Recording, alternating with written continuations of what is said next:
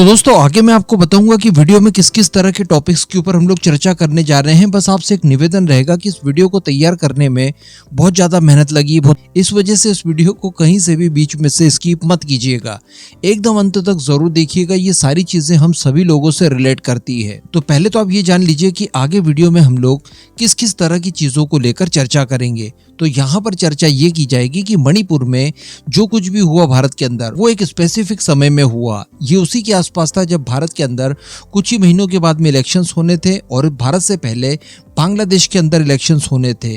America द्वारा एक बार भारत से जब अटल जी की गवर्नमेंट थी उसी जमाने से एक सैन्य बेस के लिए जगह मांगी गई थी। इसी तरह की डिमांड इन्होंने बांग्लादेश से भी की। और क्या किसी नए तरह के देश को तैयार करने की ये लोग कोशिश कर रहे थे जिसमें बांग्लादेश, म्यांमार और भारत के कुछ हिस्से आते हैं? क्या बांग्लादेश की सिचुएशन के पीछे तेजस के इंजन की भी कोई कड़ी जुड़ती है? इसके अलावा क्या आने वाले इलेक्शंस में यानी भारत के अंदर जो इलेक्शंस अब होंगे 2029 में, उस समय बांग्लादेश या फिर वेनेजुएला की तरह अमेरिका डिमांड कर सकता है कि भारत के अंदर इलेक्शंस ट्रांसपेरेंसी के साथ नहीं होते, इस वजह से हम लोग हमारे पर्यवेक्षक भेजेंगे? क्योंकि इस तरह के कुछ पर्यवेक्षक बांग्लादेश के इलेक्शंस में ऑलरेडी आए थे। इसके अलावा क्या एक ऐसा हिंदू राष्ट्र बांग्लादेश के अंदर बनाया जा सकता है जो कि पूरी तरह से सटा हुआ हो चिकन नेक से? तो चलिए आगे इन सभी मुद्दों को एक एक करके सॉल्व करने की कोशिश करते हैं। तो दोस्तों अगर बात की जाए भारत और अमेरिका के रिलेशनशिप की, तो अचानक इनमें बहुत ही ज्यादा ठंडक देखने के लिए मिली। और ये ठंडक तभी शुरू हो गई थी जब मणिपुर के अंदर अचानक से अशांति फैलने लगी थी और वहां पर कुछ लोकल इश्यूज को लेकर, लोकल उपद्रवियों का साथ लेकर कुछ इस तरह की चीजें घटित हुई जिससे कि भारत के अंदर काफी ज्यादा परेशानियों का सामना हमें देखने के लिए मिला। उसी समय से पूरा यूरोपियन गैंग, साथ ही अमेरिका और भारत के अंदर भी इनकी विचारधारा से मिलते जुलते कुछ लोगों द्वारा इस बात को काफी इशू बनाया गया। इसके ठीक बाद बांग्लादेश से खबर निकल कर आती है कि बांग्लादेश और अमेरिका के रिलेशनशिप बहुत ज्यादा खराब हो जाते हैं। बांग्लादेश के अंदर ट्रांसपेरेंसी के साथ इलेक्शन नहीं होते, इस तरह के आरोप प्रत्यारोप मढ़े जाते हैं। इवन मैं आपको बता दूं कि जब बांग्लादेश के अंदर इलेक्शंस हो रहे थे उस दौरान इंटरनेशनल पर्यवेक्षक वहां पर मौजूद थे, जिसमें कुछ यूरोपियन पर्यवेक्षक थे, कुछ ओआईसी के थे, और इन सभी ने कहा कि नहीं, बांग्लादेश के अंदर जो इलेक्शंस हुए शांतिपूर्वक तरीके से हुए और काफी ज्यादा ट्रांसपेरेंसी के साथ हुए। लेकिन एक अमेरिकन अधिकारी द्वारा यह कह दिया गया कि नहीं, यहाँ पर इलेक्शंस के अंदर सब कुछ सही नहीं था। अब ये घटना के ठीक कुछ समय पहले बांग्लादेश की प्राइम मिनिस्टर शेख हसीना की तरफ से एक बयान दिया जाता है। उनकी तरफ से ये कहा जाता है कि एक गोरा आदमी उनके पास एक ऑफर लेकर आता है और वो ये कहता है कि हमें एक सैन्य बेस प्रोवाइड करवा दीजिए। अगर आप सैन्य बेस प्रोवाइड करवा देती हैं तो आपके लिए सारी कुछ चीजें आसान हो जाएगी, लेकिन अगर आप सैन्य बेस प्रोवाइड नहीं कराती तो हम एक अलग से क्रिश्चियन राष्ट्र का निर्माण कर देंगे।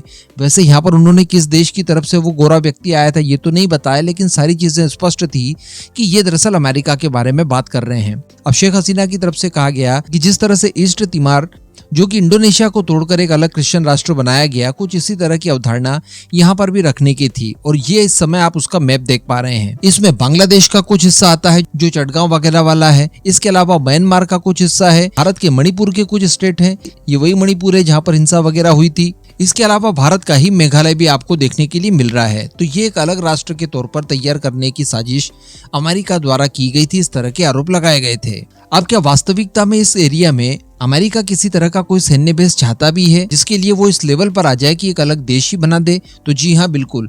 अटल बिहारी वाजपेयी जी के समय से ही अमेरिका द्वारा ये डिमांड की जा रही है कि उन्हें भारत के किसी इलाके में सैन्य बेस बनाने की मंजूरी दी जाए ताकि वो इस पूरे इलाके में अपनी नजर बनाए रखे, जिसमें चाइना मुख्य है, इसके अलावा हिंद महासागर वाला इलाका है, एंड ऑफ कोर्स इसी बहाने वो भारत के ऊपर भी नजर बनाए रखे।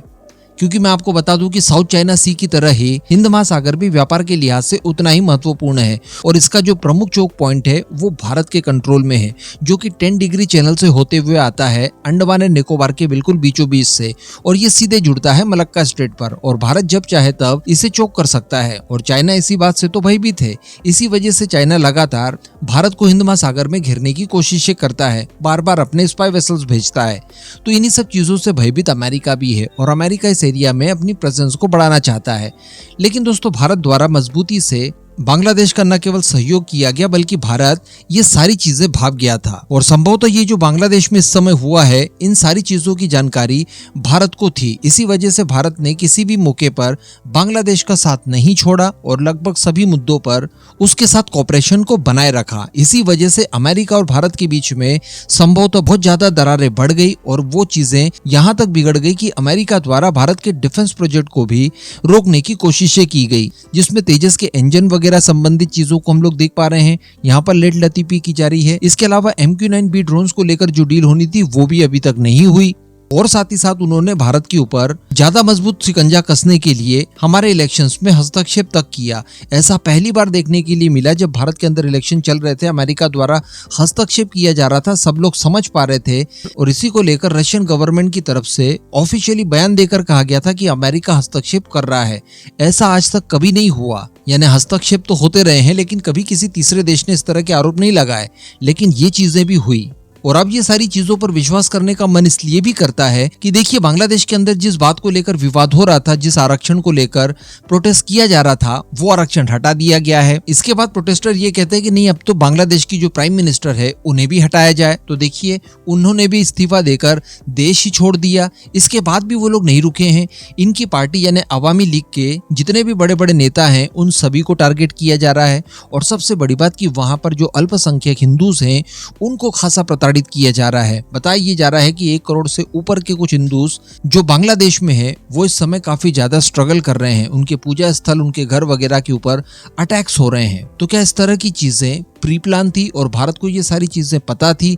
और क्या इसी बात को लेकर दबाव बनाने के लिए भारत द्वारा यानी प्राइम मिनिस्टर मोदी द्वारा रशिया का विजिट किया गया और अमेरिका को एक चेतावनी देने की कोशिश की कि देखिए अगर आप इस तरह की घटनाएं हमारे एरियाज में करवाएंगे तो हम भी रशिया के साथ मिलकर आपके खिलाफ किसी तरह की कोई कार्रवाई तक कर सकते हैं। इवन चाइना के प्रति भी सॉफ्ट कॉर्नर भारत द्वारा दिखाने की कोशिश की गई। जब मैंने आपको रिक वगैरह संबंधित वीडियो बनाकर दिया था तो संभवतः यहाँ पर इन सारी चीजों में आपसी कनेक्शन हो सकता है। और इसके साथ साथ शेख हसीना को ये लोग असाइलम भी नहीं दे रहे हैं। अमेरिका हो, ब्रिटेन हो, दोनों ही देशों द्वारा इनका वीजा वगैरह कैंसिल कर दिया है, अपने देश में इन्हें आने की अनुमति नहीं दी है। और अमेरिका अक्सर ऐसे ही करता है, जहां पर भी उसे सत्ता परिवर्तन करानी होती है वो यही कहता है कि देखिए इलेक्शंस के अंदर आपके यहाँ ट्रांसपेरेंसी नहीं है। वेनेजुएला का केस देखा, वेनेजुएला के ऊपर इन्होंने पहले तो सैंक्शंस लगा दिए, उसके बाद वेनेजुएला के ऊपर इतना दबाव बना कि वो पर्यवेक्षकों के लिए तैयार हो गया और अमेरिका की तरफ से पर्यवेक्षक भी भेजे गए जो कि मॉनिटरिंग करेंगे इस बात की कि वेनेजुएला में होने वाले इलेक्शंस प्रॉपर किए जाएं, ट्रांसपेरेंसी के साथ किए जाएं, किसी तरह की धांधली ना हो। लेकिन जब इन्हें लगा कि यार इतना सब कुछ हो जाने के बावजूद हम लोग सत्ता परिवर्तन यहाँ पर नहीं कर सकते, तो अमेरिका द्वारा वापस से सैंक्शंस वेनेजुएला के ऊपर लगा दिए। संभवतः इस तरह की चीजें ये लोग भारत के अंदर भी कर सकते हैं।